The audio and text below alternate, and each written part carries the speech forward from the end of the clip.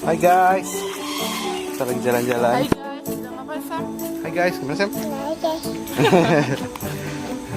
Yes, kita mau resume dulu review bab 2 GKGW itu, judulnya Awal Yang Benar.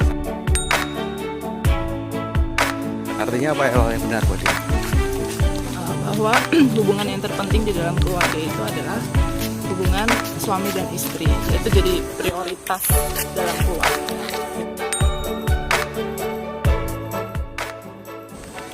Nah, terus karena awal yang benar tadi hubungan yang terpenting adalah suami dan istri, maka hubungannya apa dengan kehidupan rumah tangga, Bu Adi? Seringkali orang tua terjebak pada menjadikan anak sebagai pusat di rumah tangga. Padahal anak itu bukan pusat, atau bahkan anak itu tidak menyempurnakan rumah tangga, tapi apa Bu Ade? Memperluas. Contoh anak sebagai pusat, kalau apa? Contoh anak sebagai pusat, semuanya kesukaan anak disediain, termasuk makan, kesukaan anak. Tapi emangnya dia kesukaan anak nggak boleh? Ya boleh, tapi jangan segala-galanya jadi anak. Atau semua dikorbankan demi kesukaan anak, atau memprioritaskan kesukaan anak dibanding dengan kebutuhannya.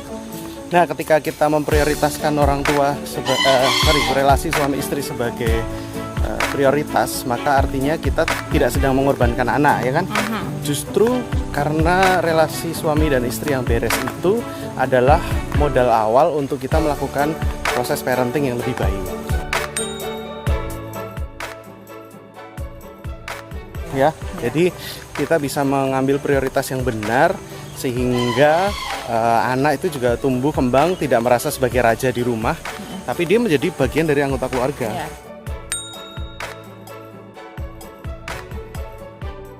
Jadi bukan yang dibangun bukan interdependensi. Bukan independensi, tapi interdependensi. Independensi emang salah. Ayo apa? Hah? Kenapa independensi? Maksudnya independensi yang salah itu yang kayak apa? Itu akan menciptakan akuisme ya. Jadi sementara yang mau kita bangun itu kitaisme. Ya, jadi dia nggak ngerasa butuh orang lain, nggak ngerasa butuh anggota keluarga yang lain. Yang penting dirinya sendiri beres, itu udah oke. Nah, sekarang aplikasinya dari bagaimana kita memprioritaskan relasi dan suami dan istri itu, lalu aplikasi realnya di kehidupan rumah tangga kita gimana, Bu Adi? Kita sih banyak diingetin. Yang kita lakukan adalah masalah posisi tempat tidur, ya. Tadi udah Iya, udah sedikit disinggung bagaimana kenapa tempat tidurnya anak itu kalau bisa dipisah dengan tempat tidur suami dan istri. Dan seringkali kan kita ngerasa nggak ya, kasihan gitu anak-anak tidur sendirian di bawah misalnya gitu, ada 2 tempat tidur. Tapi sebetulnya harus dihormati bahwa itu tempat tidurnya suami dan istri. Jadi dia harus dikembalikan pada porsinya, tempat tidurnya suami dan istri, dan anak nanti akan punya tempat tidur sendiri. Ya. Dan untuk konteks kami belum bisa memisahkan ruangan karena adiknya masih minum ASI, jadi mungkin setelah pisah susu, pisah ASI baru kita bisa biarkan mereka tidur berdua di kamar yang sendiri. Tapi sementara itu kakaknya tidur di bawah, kasur bawah. Yang biasanya saya, sekarang saya naik posisi, saya naik level. Karena saya sudah punya 2 downline.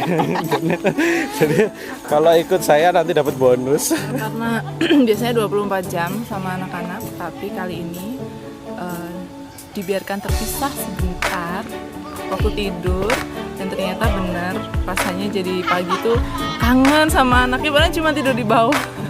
Tapi ternyata ruang rindu itu, kata Tulus tuh emang benar. Ruang rindu itu kata Leto. Ruang sendiri kata Tulus. Ya, kesimpulan untuk GKGW bab 2 ini apa buat dia? Kita nggak akan bisa jadi ayah yang baik kalau kita belum bisa jadi suami yang baik buat istri kita, dan kita juga nggak akan bisa jadi ibu yang baik kalau kita belum jadi istri yang baik buat suami kita. Yes, dan tidak membawa dunia kita ke dunia anak-anak, tapi membawa Anak-anak ke dunia kita. Salam, Peace, Love, and Go. Cocok meong.